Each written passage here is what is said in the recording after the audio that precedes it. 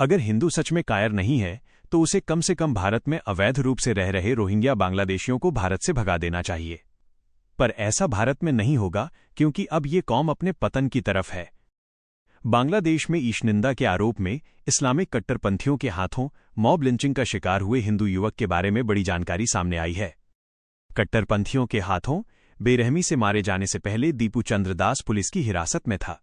दीपू चंद्र दास पर एक नहीं बल्कि 2 बार हमला हुआ था और दूसरी बार उसे मारा गया। भारत में निर्वासन में रह रही बांग्लादेश की प्रख्यात लेखिका तस्लीमा नसरीन ने यह दावा किया कि दीपू चंद्र दास मेमनसिंह के भालुका की एक फैक्ट्री में काम करते थे। एक दिन एक मुस्लिम सहकर्मी किसी छोटी सी बात पर विवाद हुआ। वो मुस्लिम दीपू को सबक सिखाना चाहता था, इसलिए उसने भीड़ के बीच ऐलान कर दिया कि दीपू ने पैगंबर के बारे में अपमानजनक बातें कही हैं। बस इतना ही काफी था। पैगंबर के गुस्से वाले अनुयायी लकड़बग्घों की तरह दीपू पर टूट पड़े और उन्हें फाड़ना शुरू कर दिया। आखिरकार पुलिस ने बीच बचाव कर बचाया और हिरासत में ले लिया, यानी दीपू पुलिस की सुरक्षा में थे। दीपू ने पुलिस को बताया था कि वो बेगुनाह है और उसने पैगंबर के बारे में कोई टिप्पणी नहीं की थी। ये सब उस सहकर्मी की साजिश थी, लेकिन पुलिस ने आरोपी सहकर्मी के खिलाफ कोई कार्रवाई नहीं की।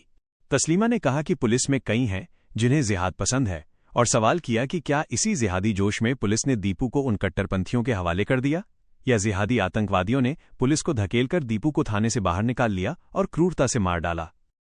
दीपू चंद्र दास अपने परिवार में अकेले कमाने वाले थे। उनकी कमाई से ही उनके विकलांग पिता, पत्नी, मां और छोटे छोटे बच्चों का गुजारा होता था। उनका क्या होगा? वो कैसे रहेंगे, जिएंगे? उनका छोड़ दो, उनके रिश्तेदारों का क्या होगा? क्योंकि जिहादियों से अब सबको खतरा हो गया है। जिहादियों से बचने के लिए और भारत भागने के लिए भी अब दीपू के परिजनों के पास न कोई सहारा है न पैसा। एक तो हिंदू, ऊपर से गरीब, इनका कोई नहीं है। उनके पास न कोई देश बचा, न बचा है धर्म, जान और आबरू बची है जो कभी भी जा सकती है। ये मैंने नहीं, बांग्लादेश की ही प्रख्यात लेखिका तस्लीमा नसरीन ने कहा है।